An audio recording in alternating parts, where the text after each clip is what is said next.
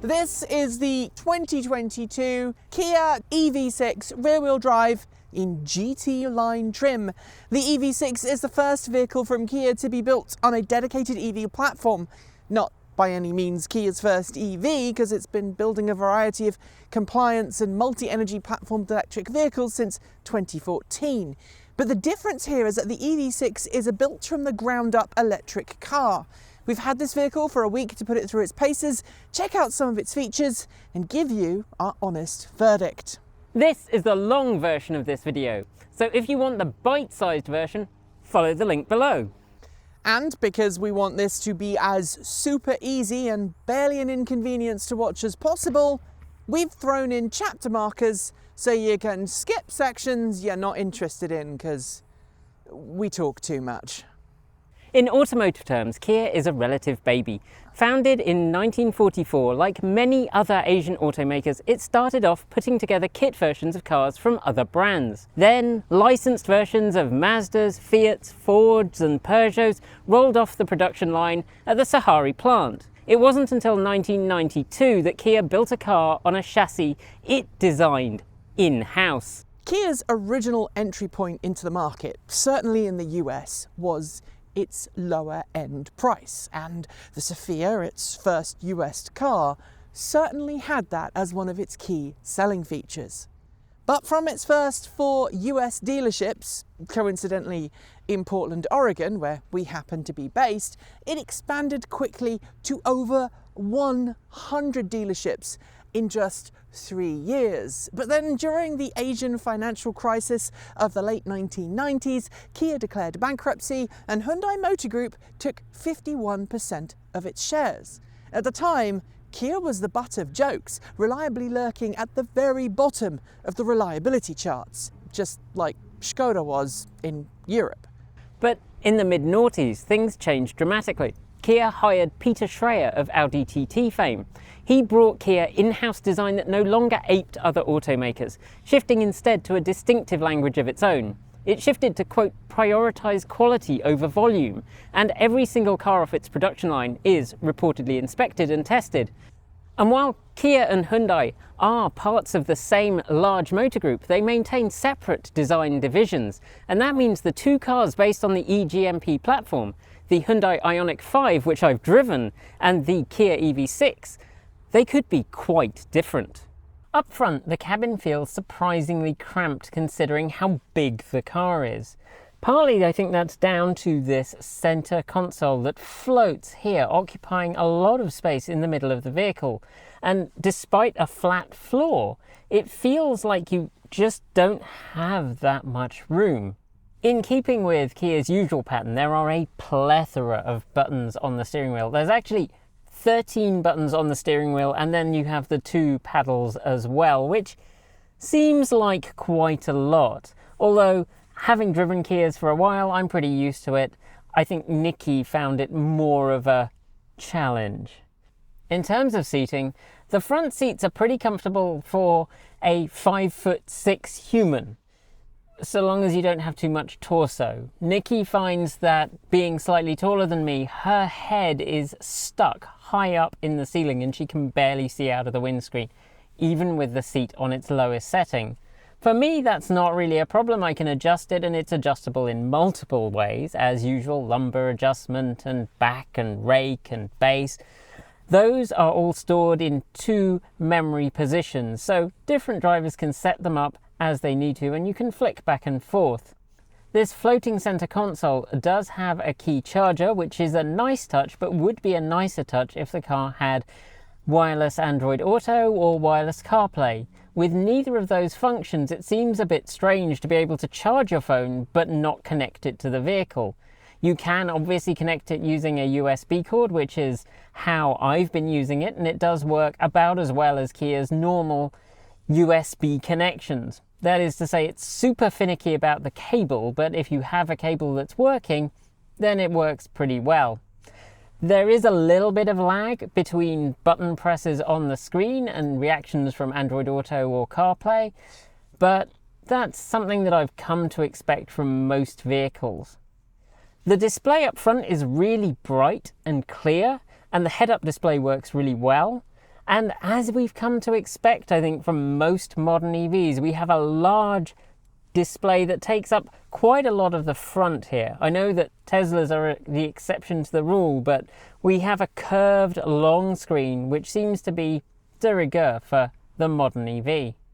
At the moment, the car is set up in Nikki's driving position, which has the seat as low as it can go and quite a long way back. Which makes it even more ridiculous that the sun visor, which is pretty large, still can't be folded out without hitting my head. I think that's a factor of how low the roofline is here, but it really makes it feel quite inconvenient. You kind of have to duck and twist to get it into position, but it does slide across. Here in the back of the EV6, I've got to admit there's more legroom than I would think, based on how cramped the front feels. However, if your front passenger and driver like their seats low, which is a pretty high likelihood if you're anything above 5 foot tall, then you're not going to be able to get your feet underneath the seat in front. Your knees are also pretty high up. They feel higher than your hips. And while there is headroom for most normal-sized people, I don't know if I would feel comfortable on a long-distance trip. That said, there's plenty of amenities here in the back. You've got your electric windows, the same surround sound system is accessible to the front seat passengers, but most importantly, you've got your own AC vent here in the B pillar. You've got USB power available in the seat in front of you. It's basically integrated into the seat back. And you've got grab handles if the driver's feeling particularly sporty. Although, to be clear, this is actually designed as a coat hook, so if you want to hang your jacket or your coat on it, then I guess you're going to be staring at either your coat or the front seat passenger's coat. In keeping with the vehicle to load capabilities that you find on the outside of the car, there's also a 110 volt outlet in North American cars, obviously appropriate power for whichever market you're in. So in Europe it would be 230 or 240 volts, but it allows you to power small home appliances within the car. This not only means that you could, I guess, run a gaming system or a laptop computer and charge it in the back on long road trips, but it would also mean that if you wanted to sleep in the car, it would be possible to recharge your phone or run some other small appliance without needing to go power socket hunting. Kia would like you to call this car a crossover. Something that I would definitely disagree with, accepting that crossover now basically appears to include anything with four wheels that isn't an SUV. But its side profile has a dynamic sweeping look which hides its size pretty well. Remember, this car has the same wheelbase as the Telluride SUV, but looks and feels from the outside like a sporty hatchback. The 19-inch wheels, 20 and 21 inches are optional, are pushed far out to the corners of the vehicle with incredibly short overhangs, making use of all of that yummy eGMP flexibility. And as you'd expect, the EV6 sports all-round independent suspension. At the back, there's a 5 multi-link setup and front McPherson struts, both fronts and rear, with selective damping control. Curiously, Kia has kept the long bonnet despite that short overhang, a bonnet which you might hope would hide a front trunk. You're going to be disappointed. That flows into what some other vehicles would be calling a panoramic glass roof, but it's not. The EV6 instead has a more traditional tilt and slide sunroof in GT line trim, or a solid roof in lower trim levels. The aerodynamic door handles sit flush with the vehicle and allow you to gain access. The side mirrors fold flat, and Kia's made the bold decision to make the side mirrors look very angular. Down below the doors here, the sweeping lines tie to the rear light cluster as it rounds the corner, and up front the turn signals are tied into those pretty sharp headlights. But one of my favourite design features from the side on, well, it's got to be those hips. And as I've said multiple times before, I love me some really good hips. And when you're in the driver's seat and driving along, you can definitely see them. Which brings us nicely to the front of the car. As Nikki mentioned, the sequential dynamic light pattern headlights are lengthened, sharper affairs, giving the front end an assertive dynamic look. In Europe, where adaptive headlights have been legal for a while, these are adaptive, but not in the US. Kia say that the EV6 is the first vehicle to feature its new digital Tiger grille. It's a development of the Tiger nose grille, which has featured in all of its modern cars, and I really like the aggressive take on the Tiger nose that they've brought in here. Without the restrictions of needing the grille for an air intake, it's become much more of a stylistic element. Hiding in that Tiger nose is a camera, but the actual grille is right down here, along with the radar unit that forms part of the standard driver assistance package. The clamshell hood has these cuspidate lines that really just sharpen that front end and end just nicely here above the headlights, directing your eye line as you look at the car and pulling it up towards this long sweeping windshield. For reasons that are unclear, the US version gets the ludicrously small version of the front trunk, regardless of whether you're getting a rear-wheel drive or all-wheel drive variant. It's handy for storing maybe the charging cable, or in our case a journalist handbook or a USB stick. But otherwise, Perhaps because of its limited utility, there's no easy release mechanism here. You've got to pull the front release cable by the driver's door pillar, just like you would for a regular old hood pull, and then release the catch manually up front. At the rear, the most obvious thing to comment on is this high rear deck, which integrates a very small spoiler with the cross-car rear light cluster. Before I saw it in person, I'm going to be honest, I wasn't a fan. On paper and on screen it looks pretty fugly, but in person it's pretty striking, except, well, there's no rear wiper, something that feels like either Kia cheaped out on included, or more likely decided it would affect the car's stance and thus could not be included. Here in the Pacific Northwest, where rain is the default sky emotion, kind of feels like an oversight. Unlike Kia's previous electric vehicles, which have all sported their charge ports up front in their nose, the EV6 shifts that port to the back, where its fully motorized, flappy cuteness is somewhat reminiscent of Tesla's charge port doors, not just in terms of position, but also in terms of, well, motorized flappiness. Unlike Tesla though, it also provides vehicle-to-load functionality with this optional adapter. It allows you to pull up to 1.9 kilowatts in 110 volt clamp trees or 3.6 kilowatts in 240 volt markets, either to power your devices when you're out in the wilds or to power appliances at home in a power outage. It can even be used to charge another electric vehicle if needed, although pretty slowly. Unlike some cars which require you to dance before they open the trunk, you just hang out at the back of the EV6 with the key in your pocket and voila! It will open this cavernous power liftgate for you. It's handy if you're carrying large objects, but less handy if you do it while your car is in a low garage. I'm not a fan. In terms of load bay space, the Kia EV6 sports a reasonable, for the segment, 24.4 cubic feet. That's 691 litres of the seats up, and 50.2 cubic feet, that's approximately 1,423 litres with the rear seats laid flat. In terms of where that sits in the market, it's a good bit smaller than the Tesla Model Y and also smaller than the Mustang Mach-E, as well, surprisingly, as the Kia EV6's sibling, the Ioniq 5. But there are also some nice touches back here. Under the low bay floor, there's a little storage space for your charging cable, and like other Kias, you can also stow the retractable luggage shade under here rather than trying to pack it in with whatever large object you're carrying. And over on each side, there are release levers to let you fold the rear seats flat without going round to the doors. That feels pretty well thought out.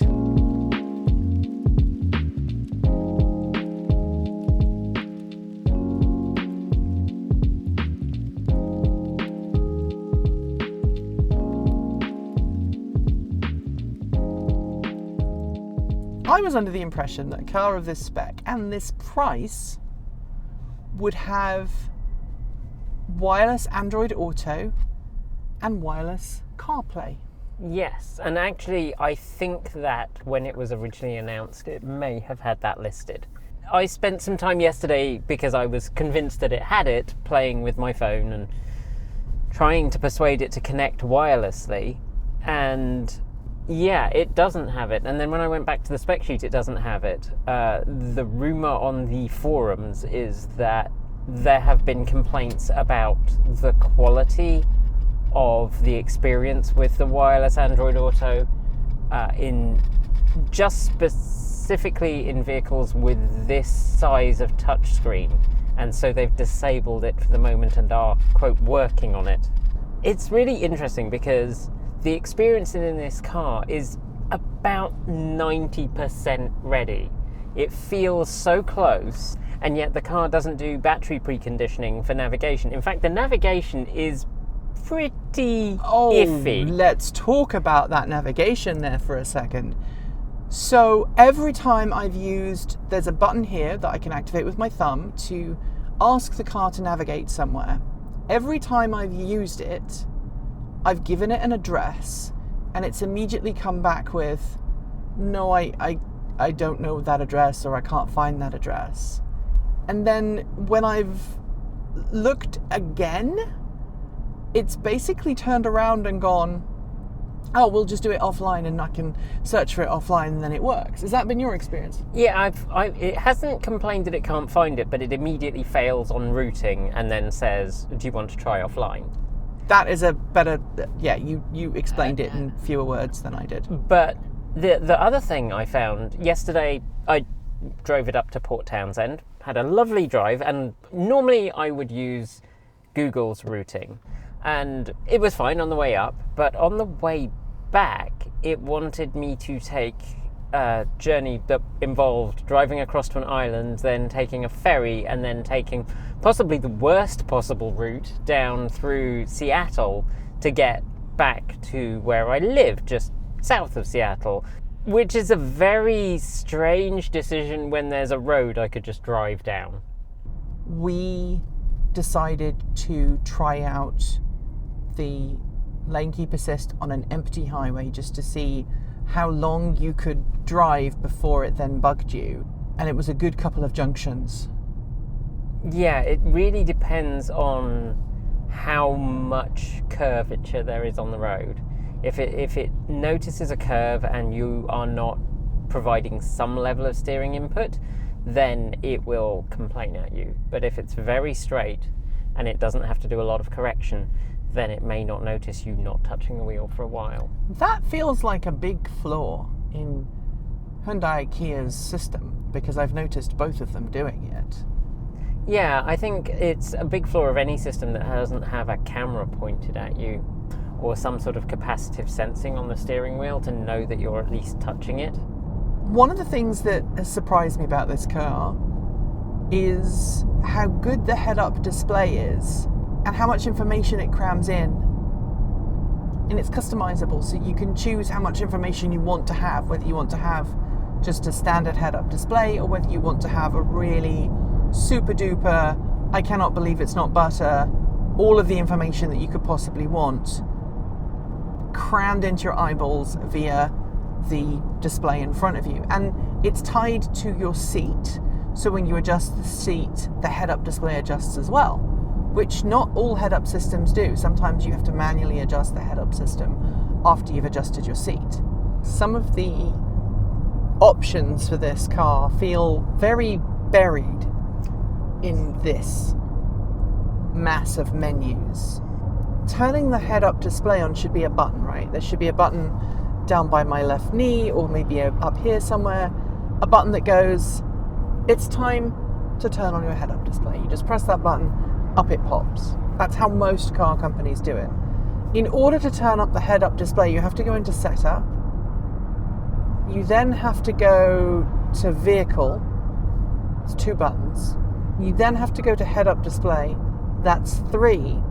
You then have to just select your display mode. That's 4. And then you get to say, on the 5th button, you get to say disable. Disable or in the enable. case that I discovered the other day, enable. Around town, this is a really comfortable and quiet car. I really like how it handles itself in the city. I will say, actually, you said quiet, and that is one of my favourite things about this car, is how quiet it is. It's really pretty exceptionally quiet. Quiet, you say? No, don't make it, no. Not with the noises. We don't know.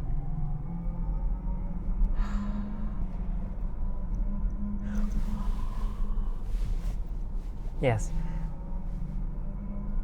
It's much more like the outside noise. Yes. And then you have dynamic,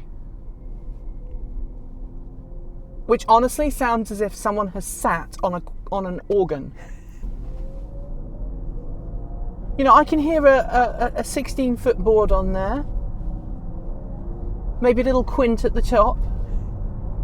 And I quite like that. I think that's kind of silly. But that's the thing, is that... Should we turn it back on? Yes, please do.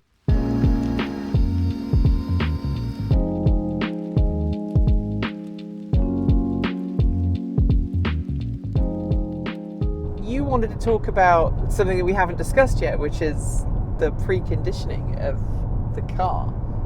Yeah, and this isn't something I've had a chance to test because I didn't sync it with the app that I have.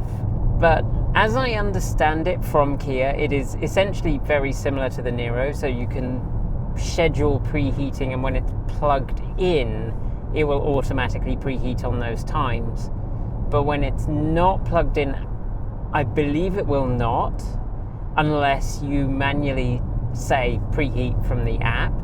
And the other thing to note is that it only runs for about 20 minutes and then it will switch off, and it won't switch on the heated seats because they draw too much power.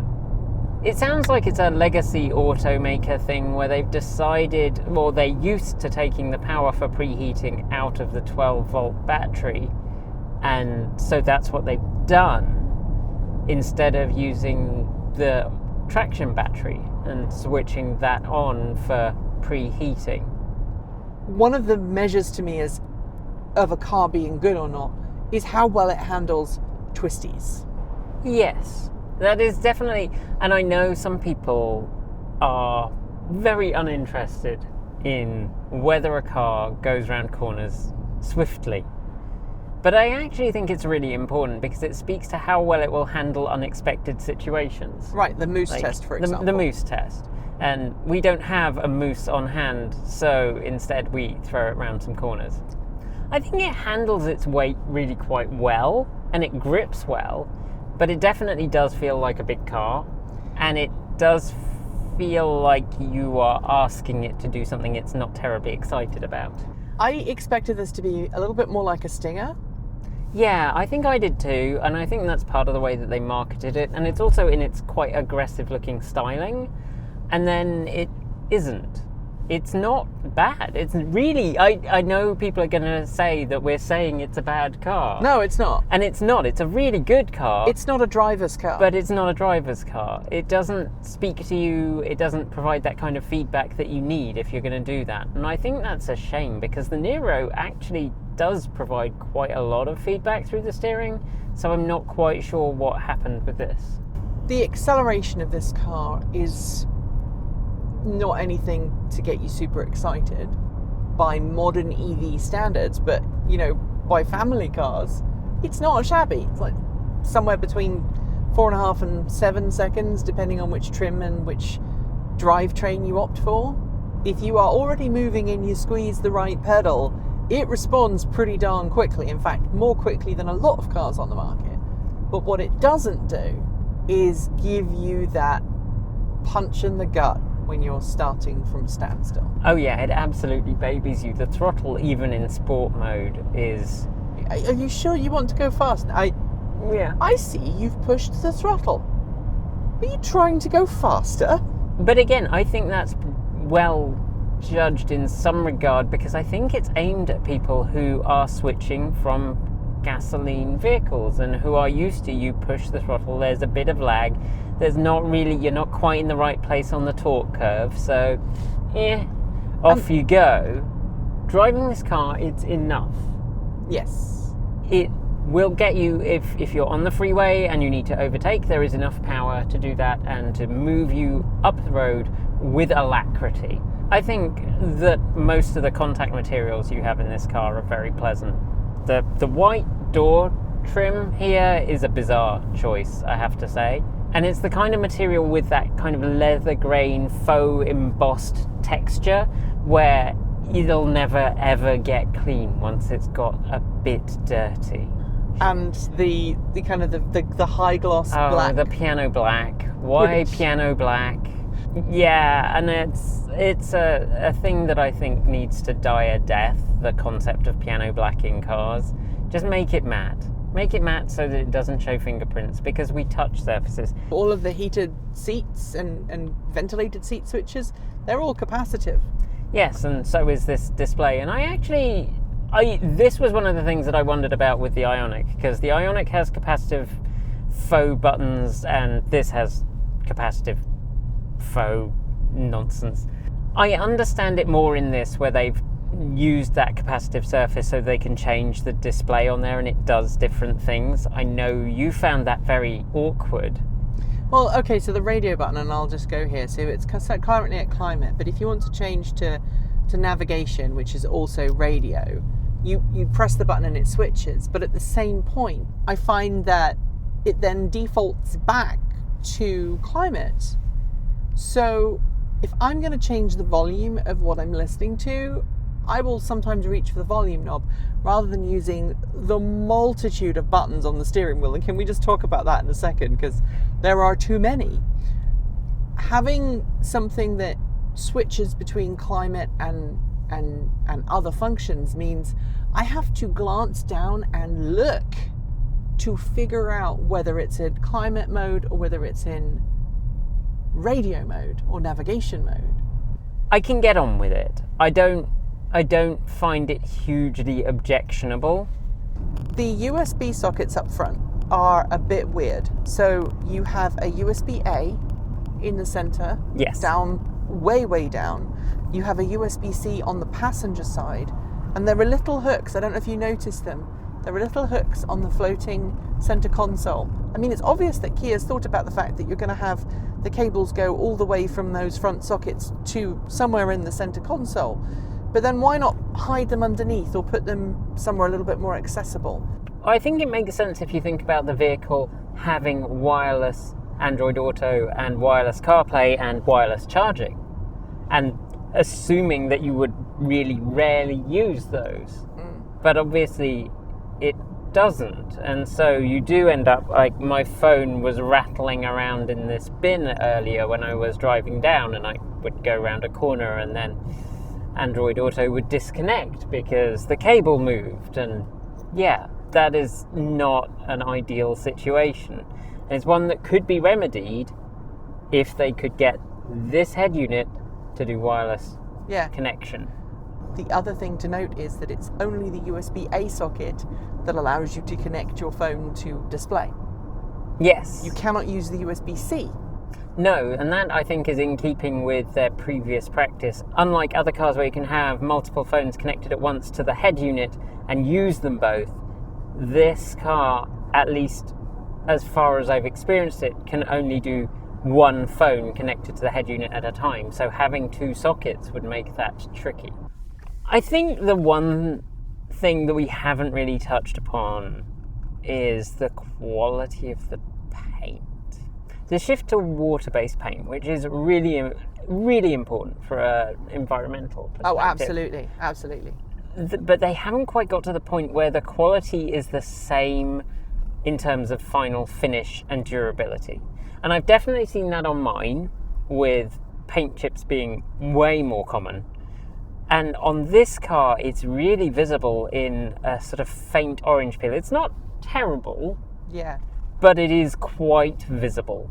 I think the safety ratings for this car and for the Ioniq 5 show that Kia has taken safety, security and drivability very, very seriously. And I'm really excited to see how this car is going to perform long term.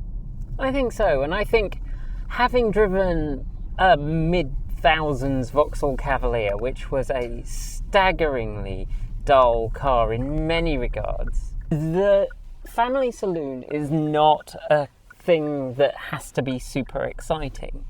In fact, to some extent, it's better that it's not super exciting.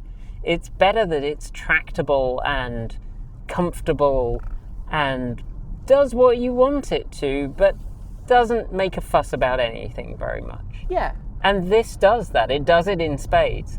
I've always said that the Kia Niro was very much a car which was just there. It does its stuff. It doesn't excite. But I think this car takes that a little far. So there you have it, the 2022 Kia EV6 GT line in this very fetching red colour. Did you enjoy it? I did. It's a really good car. It's a very important car because it demonstrates the progress that Hyundai Kia has made on the platform. Did I enjoy driving it? I think I enjoyed riding in it more than I enjoyed driving it. I think I enjoyed charging it more than I enjoyed driving it. Okay, maybe good is the wrong word. It's a very pleasant car. Pleasant is good. It's amiable. It's fairly easy to get on with. But there are some significant flaws in the way that this vehicle is designed that makes me think, I wouldn't want to spend my money on it. I think, like a lot of things, the first year of vehicle production is hard. Give it a year, it'll be really good. I think once Kia has filled in the blanks in the over-the-air software update, I think you'll be right. The preconditioning of the battery, not available yet. No. Which, as we saw on a cold, cold day, means that it takes longer than it should to charge the battery up. Yeah. The route planning, abysmal integration. Yeah, that really is something they really need to work on, or just abandon, one or other. Everything else about this car is competent. It feels like a car you could invest in, and you could feel confident that 5 years down the road, it's not going to be a car that's going to need a lot of repairs. Kia and Hyundai have been really, really good about extended warranties, long warranties for their vehicles. Yeah, I mean, it has a 10-year warranty, Exactly. and it's the kind of car that I suspect really speaks to the fact that Kia have been building electric vehicles. They know how to do it. It's not super exciting, but it's the car that you choose if you just want something that works. Let me ask you though, you've driven the Ioniq 5. You have a choice. Is this the $50 million question? It is, kind of. You can choose between the Ioniq 5, you can choose between this, or your e-Niro. Which would you want to keep and why? I think in terms of practicality, I would take the Ioniq 5. Interesting. It's a really difficult choice. And I thought about this ahead of time. I was like, am I going to get in this car and regret owning the 2019 Nero EV, and I do not. They are much closer for my purposes than the specs would appear on paper, because I don't do a ton of long distance driving. Yep. But if I was going to pick one that had to do everything, I would take the Ioniq. I think it's the better all-rounder. I would pick your car. I've been a fan of the e-Nero without open pilot in. As a car, I think it's so practical, so enjoyable. It's what I look for in a car. I don't want a fancy car, and this feels like a little bit too fancy for me. I like cars that are tools, and I suspect you're in the same camp in a lot of ways. Does this give me more luxury? Yes. Does it give me more safety features? Yes. Do those features sometimes get in the way of enjoyable driving? Yeah. They do. So thanks very much to Kia for lending us this car, and thanks to you all at home for watching. If you liked this video, be sure to give it a thumbs up, and don't forget to leave your thoughts below or in our Discord chat room. Make sure you've subscribed to this channel and our other channel, Transport Evolved Take 2, and give the bell a gentle ding to make sure you're told when our next video goes live. Thanks on behalf of the entire TE crew go out to the folks on our right for being our $15 to $49 a month supporters. Special thanks to our $50 a month supporters: Chris Maxwell, Bennett Elder, Brian Newton, Dave Kitchen, Michael Goad, Ricky Leon, Andrew Martin, Guido Drahota, Brophy Wolf, Taslet in the Gong, Gordon C, Stephen O'Donoghue, Carl Hudson, Anthony Coates, Regine Fellows, Rory Litwin, Anonymous Freak, Jim Burness, Zachary Courtney, Chris Centaur and Denny Hyde. And our deepest gratitude to our $100 a month Patreon supporters: Marcel Ward, Reggie Watts, Joe Besney, JP Fagerbeck, Will Graylian, Matthew Drobnak, John Lyons, Christopher Lee Jones, Andrew Glenn, Paul Conway, Laura Reynolds, Ellery Hensley and Ian. If you would like to join the amazing group of people who make this show possible, you can do so by following the links below to Patreon. You can also become a YouTube channel member, and of course you can send us some pennies via Ko-fi, Bitcoin, or by buying something from our very cool swag store. Thanks to the huge number of geese here at the wetlands where we're filming, and we'll be back really soon with more great content for you all to enjoy. Until then, thanks for joining us, and as always, keep evolving.